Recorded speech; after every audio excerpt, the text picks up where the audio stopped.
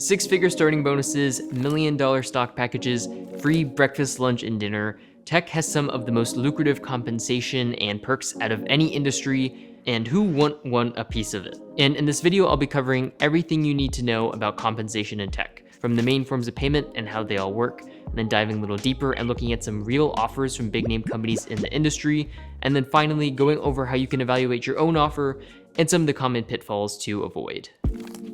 So generally speaking, there's three main forms of compensation that you might have heard of: salary, bonuses, and equity. Let's start by knocking out the most basic one that you've probably already heard about, salary. This is just the guaranteed money that you're going to be making every year, probably paid out either weekly or bi-weekly. This is the money that you can count on coming in regularly as part of your paycheck. It's just cash. Now, you also could get paid hourly technically, which is different. That's being measured on an hourly basis as opposed to over the course of the whole year, regardless of how many hours you actually work.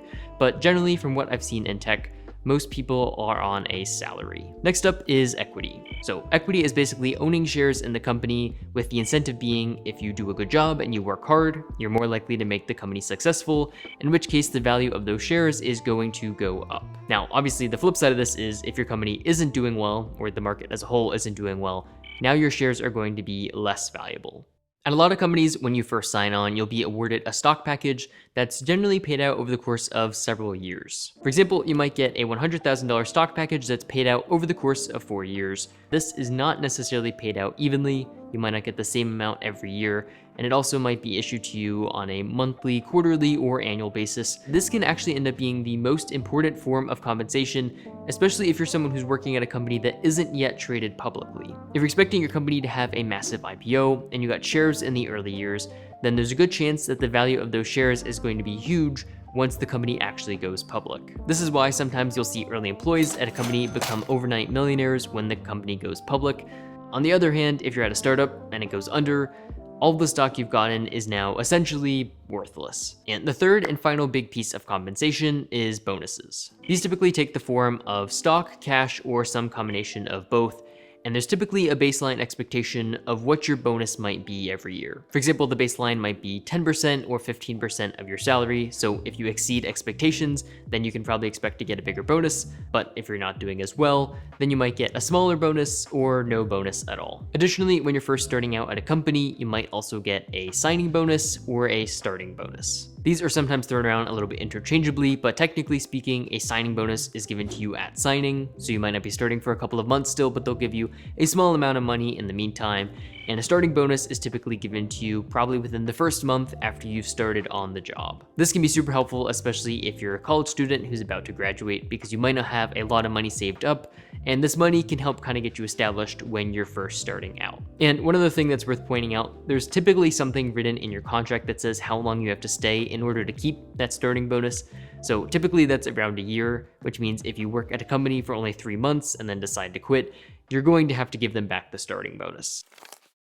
So that's what I would consider the three main forms of compensation, but you also need to consider the benefits package. And the reason why I'm not including benefits as part of that three main forms of compensation is because typically it's a little bit harder to put a value on it. Naturally, some people are going to take greater advantage of the benefits than others, and from what I've seen, it seems like people don't generally consider the benefits package as much as the other forms of compensation when they're deciding between offers. However, there actually can be a pretty huge difference from company to company in terms of the benefits package, even for well-known companies, and some of these can be directly tied to monetary value. For example, your company's 401k match. Some companies will match 50% of every dollar that you put in up to a certain amount. If you're lucky, they'll actually match you dollar for dollar, and then other companies don't put anything into your retirement fund. Another good example of this is if your company has an employee stock purchase plan, which typically lets you take a certain amount of your paycheck and directly put it towards buying stock in the company, typically at a discount. And of course, this is also going to include things like healthcare plans, paid time off, sick time, free meals,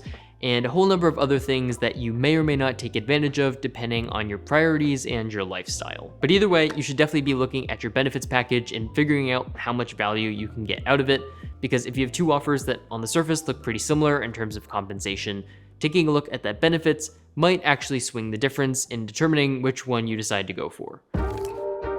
Alright, so we got all the boring stuff out of the way, we know all the definitions. Now it's time to transition to the fun part, which is looking at people's actual offers from companies, real world data, and really digging into the details. Now, if you're a software engineer or some other related discipline, then probably the best resource for doing this, and what I'm using in this video, is a site called levels.fyi. I discovered it back when I was in college, and it's a great resource for learning more about compensation and benefits at a whole bunch of big companies. To be clear, all this data is being reported anonymously by random people on the internet, so you do have that chance of people making things up or just typing things in incorrectly, but at least in aggregate, if you have enough sources of data, it seems like these numbers are generally pretty reliable.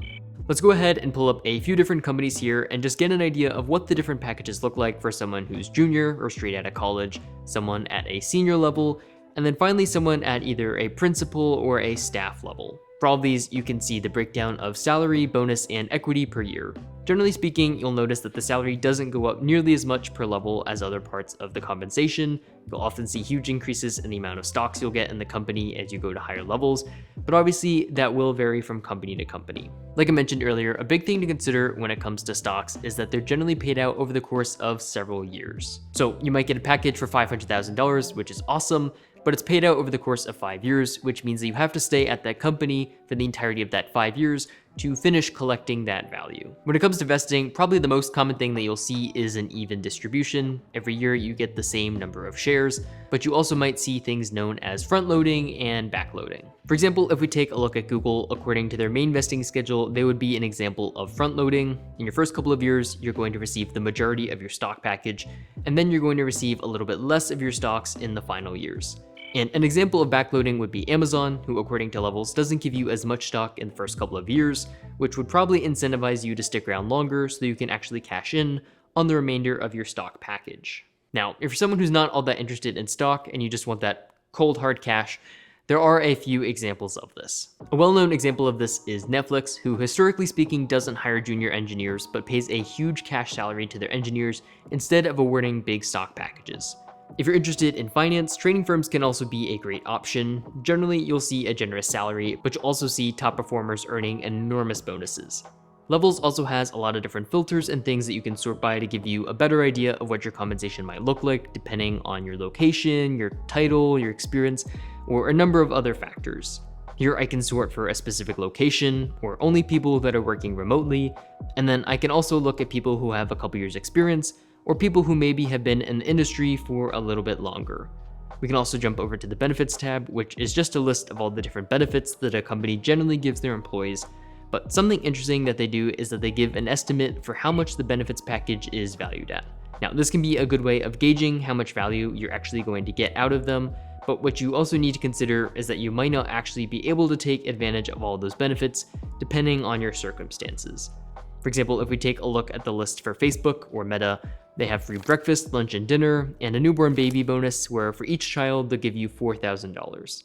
Obviously, all those things increase the value of their benefits package, but if you're not looking at having kids anytime soon and you're working remotely, then you won't be able to take advantage of any of those things. There's a lot of other stuff that you can dig into on Levels, so if you have specific companies that you want to work for, and you haven't already by this point in the video, I would definitely recommend going on there and doing some investigating and learning a little bit more about what the compensation is like at those companies.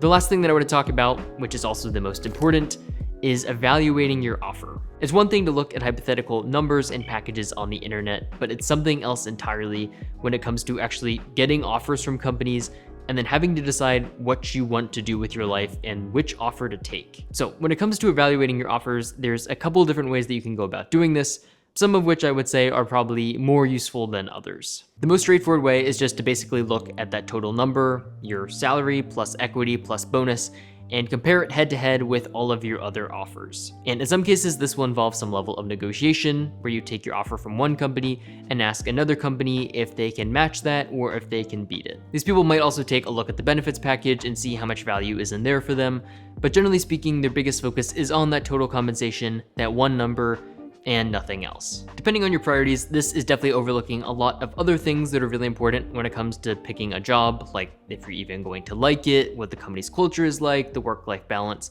But even just looking at this from a monetary perspective, there's a few really big flaws with this. One of the biggest ones is that people will underestimate the importance of cost of living. A lot of these tech jobs are based around New York City, San Francisco, and Seattle, which all have a really high cost of living, which means even if you're proud of your 6-figure salary, it's going to have a much lower equivalent buying power than living pretty much anywhere else in the country. You also have to consider things like income tax. You could live in a state that has no income tax, or ones that have over 10% income tax, which is a huge chunk of your pay. Your company might offer you a stock package that's supposedly worth $200,000, but if their stock price keeps going down and you don't really think that company is moving in the right direction, there's a pretty good chance you're not going to collect that full $200,000 worth of value. And all this means that even if you're still not factoring in any of those important non-monetary aspects of working at a job, it still might not be obvious which offer is actually your best bet. For example, do you take the job that pays $150,000 in New York City, or the one that pays $100,000 in Atlanta? Or would you rather work at a place that has a really stock-heavy package and you're hoping that the stock price is going to keep going up? Or would you rather have something that's a little bit more guaranteed and take a cash-heavy package? Or if you decide to go work for a company that's backloading your stock package, are you even going to stick around for long enough to collect the value of those last couple of years when you're getting the majority of that value? There's a lot of other questions that go along these same lines, which is why ultimately you need to consider your priorities, your risk tolerance, and what makes the most sense for you when you're evaluating these different offers. It's also important to keep in mind that this is a place that you're going to be working for 40+ hours per week for potentially years, which means that taking the offer that pays slightly less but that you're going to be happier and more fulfilled at might ultimately be the best choice, not going for the place with the highest compensation. Anyways, if you haven't already, make sure you subscribe if you want to see more content like this. That's it. Thanks for watching, and I'll catch you guys in the next one.